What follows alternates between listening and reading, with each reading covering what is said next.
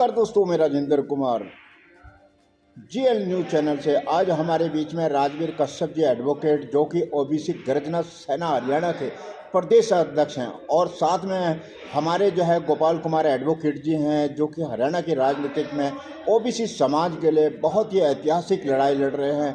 काफ़ी संघर्ष किया जा रहा है। अब देखना यह है कि ये अपने समाज के लिए, कश्यप समाज के लिए क्या संदेश देना चाहते हैं, और किस तरीके की गर्जना जो है एक आम लोगों के अंदर एक जन सेवा के रूप में देखी जा रही है। तो चलेंगे, हम उन्हीं से बातचीत करेंगे और जानना चाहेंगे। राजवीर जी से ही पहले हम बातचीत करेंगे। राजवीर जी नमस्कार। नमस्कार जी। राजवीर जी, सबसे पहले मैं ये जानना चाहूँगा कि आपने जो है ओबीसी समाज के लिए जो लड़ाई लड़ने का जो बीड़ा उठाया है, वो किस उद्देश्य से उठाया, और किस तरीके से ओबीसी समाज को जो है वो न्याय मिल सकता है, उस पर क्या कहना चाहेंगे? देखिए, 77 साल से जो पिछली सरकारें थी, उन्होंने अति पिछड़े वर्गों के हितों का हनन किया है, और हम चाहते हैं कि जो इन पिछड़े जाति के लोगों के अधिकार हैं, जो सरकार ने दबा कर रखे हुए हैं, जैसे उनको राजनीतिक आरक्षण देना, इस तरह के मुद्दे हमने इसमें उठाए हैं, ताकि ये वर्षों से पीड़ित लोग अपने अधिकारों के लिए जागरूक होकर एक मजबूत लड़ाई लड़ें, और राजनीति में अपना जो भी इनका हक बनता है उसको ये प्राप्त कर सकें। राजवीर जी, ओबीसी जो समाज है वो लगभग 73% जो है वो अपने अधिकारों के लिए आज़ादी के 75 सालों से जो है वो लड़ाई लड़ रहा है, लेकिन अभी तक जिस तरीके के उसको न्याय मिलना चाहिए, जो उसको अधिकार मिलना चाहिए, चाहे वो संसद हो, लोकसभा हो, विधानसभा हो, रोजी और रोजगार हो, जो सरकारी नौकरी है, उनको वो चीज़ नहीं मिली जाती। जबकि सरकार ये तो कहती है कि हम ओबीसी के लिए काम कर रहे हैं, लेकिन जहाँ पर अगर हम हकीकत को देखें तो दर्पण का आईना कुछ और दिखाई देता है। ऐसा है कि 1952 के अंदर ये आरक्षण का मुद्दा, इसके लिए काका कालेलकर एक आयोग बिठा गया था, जिसकी रिपोर्ट प्राप्त हो गई थी, लेकिन तत्कालीन प्रधानमंत्री पंडित जवाहरलाल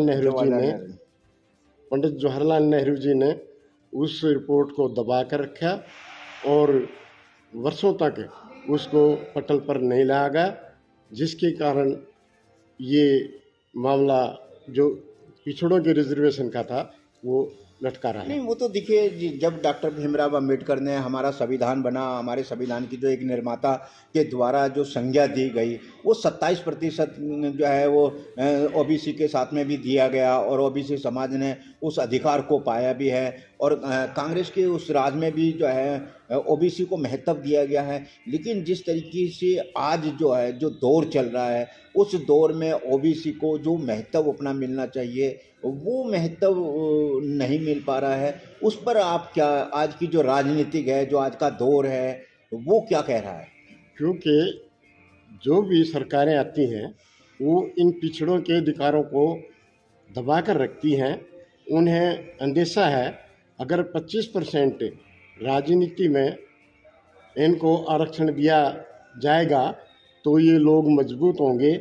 वो केवल पिछड़ा वर्गों को वोट के लिए यूज करते हैं, बाकी उनके अधिकारों के लिए कोई तो आपको लगता है कि जब चाहे वो ओबीसी समाज हो, चाहे पिछड़ा समाज हो, दलित समाज हो, तो आज भी वो शिक्षा के क्षेत्र में पीछे है, इसलिए जो उनको अधिकार चाहिए, जो उनको अधिकार मिलने की बात है, वो अधिकार अभी तक पूरे नहीं मिल पा रहे हैं। तो उसके अधिकारों के अपनी लड़ाई को कैसे लड़ेंगे आप? ऐसा है, ऐसी कोई बात नहीं।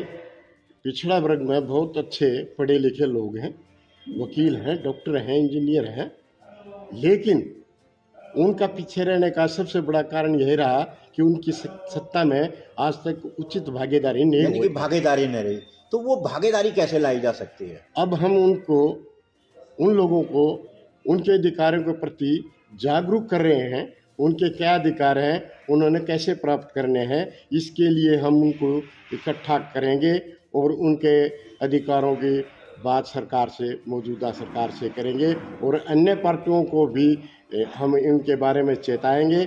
और अपनी मांग, जो कि हम 35% की आबादी हरियाणा में पिछड़े वर्ग की है, उसके हिसाब से हमारे 25 विधानसभा के टिकट बनते हैं और 3 लोकसभा के टिकट बनते हैं, 3 लोकसभा के बनते हैं।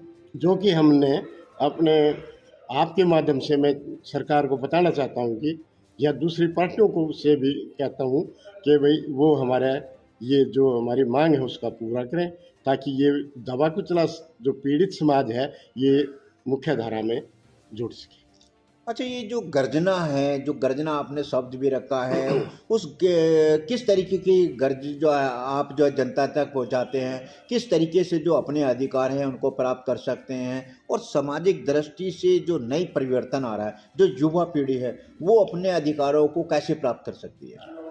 देखिए, गर्जना इस प्रकार की होगी क्योंकि ये गूंगी बहरी सरकारें 77 साल से जो हम मांग रहे हैं हमारी मांगों को पूरा नहीं करती, लेकिन अब हम पूरे जोश रोश के साथ सभी हमारे युवाओं को जोड़कर हम उनको चेताना चाहते हैं कि हम ऊंची आवाज़ उठाकर एकता करके अपने हकों को मनवाने की चेष्टा करें। अच्छा, देश के प्रधानमंत्री भी हैं, उन्होंने भी ये कहा है कि मैं ओबीसी समाज से हूँ। तो आपको लगता है कि जब ओबीसी समाज के प्रधानमंत्री हैं तो ओबीसी समाज को और ज़्यादा जो है महत्व दे करके उनको सत्ता की भागीदारी में और ज़्यादा सीटें मिलनी चाहिए? ये मैं आपकी बात से सहमत हूँ। प्रधानमंत्री जी ने ये खुद कहा था, मैं पिछड़े वर्ग से हूँ, जी। लेकिन आज तक उन्होंने ऐसा भी कोई काम नहीं किया पिछड़े वर्ग के लिए जिससे हम ये कह सकें कि वाकई में प्रधानमंत्री जी एक पिछड़े वर्ग से संबंध रखते हैं।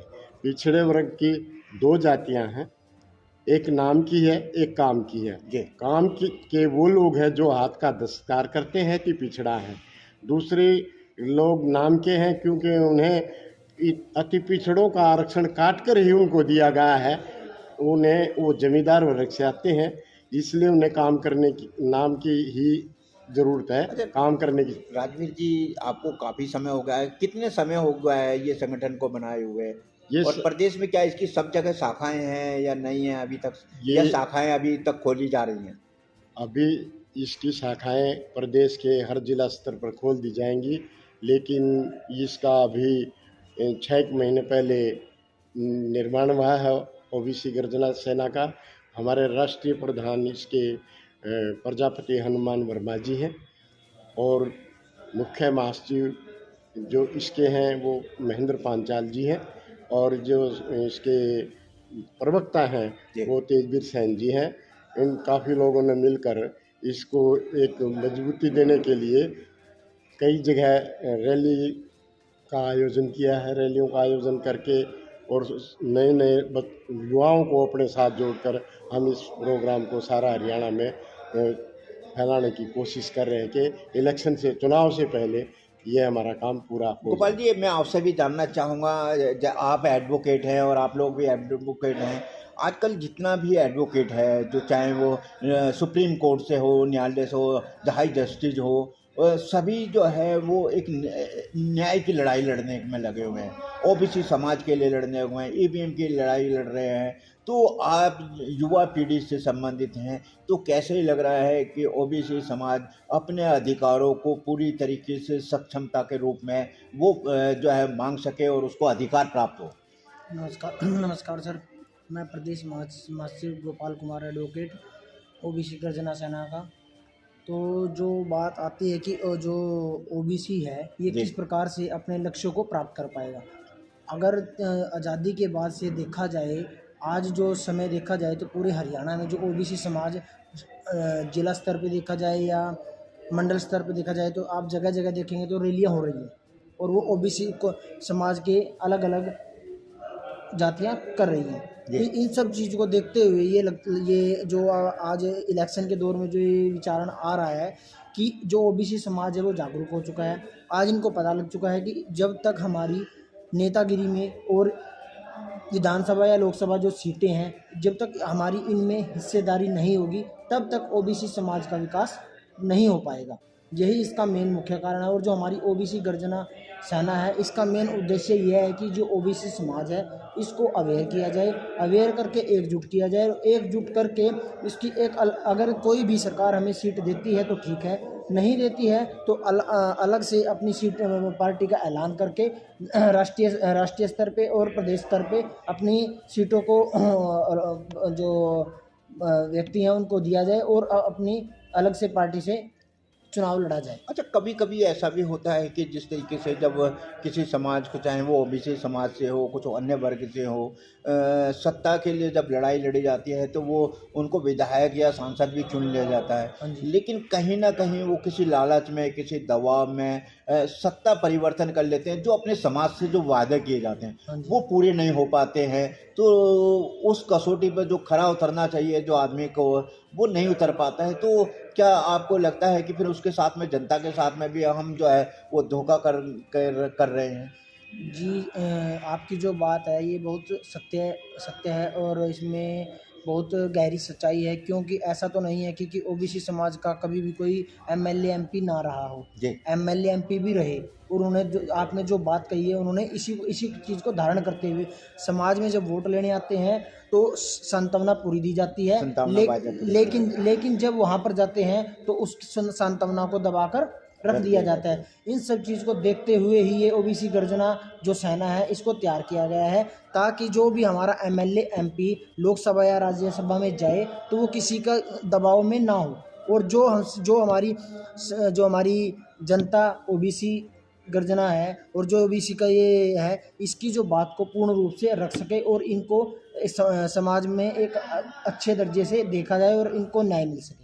राजवीर जी, मैं चलते हुए लास्ट में आपसे एक भी और भी बात करना चाहूँगा कि जब कोई संगठन या पार्टी या कोई भी चीज़ है वो जब एक बड़ा आंदोलन का रूप ले लेती है, एक संगठन जो है वो तैयार हो जाता है, तो उस संगठन को फिर वो जो बड़ी पार्टियां होती है वो उसको दबा लेती है, उनके साथ में कई बार समझौता हो जाता है। तो पार्टी में जो है जो कार्यकर्ता होते हैं, जिनको उम्मीद होती है कि इस पार्टी से, इस संगठन से, चाहे वो गर्जना ही हो, गर्जना संगठन है, तो वो मिल जाते हैं। तो जो आकांक्षाएं होती हैं वो आकांक्षाएं लोगों की फिर रह जाती हैं। तो कहीं ऐसा लगता है, आपको नहीं लगता है कि हमें जो हम लोगों से वादे करते हैं, ज़मीन से जुड़े वादे करते हैं, तो पहले हमें वो कसौटी में खरे उतरने चाहिए, राजनीति से भी छोड़ के जो आम जनता है उसकी कसौटी को हमें पूरा करना चाहिए? सबसे पहले हम जनता के बीच में जाते हैं, उनकी बातें सुनते हैं, वादे करते हैं। सबसे पहले मैं समझता हूँ कि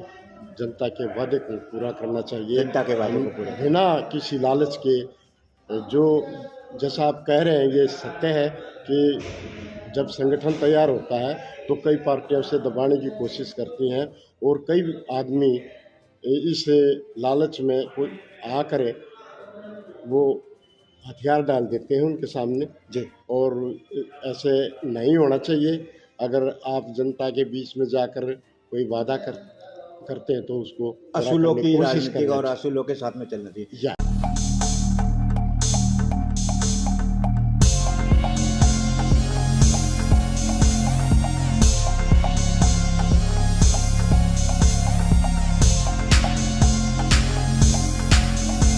JL न्यूज़, नया जमाना, नई सोच।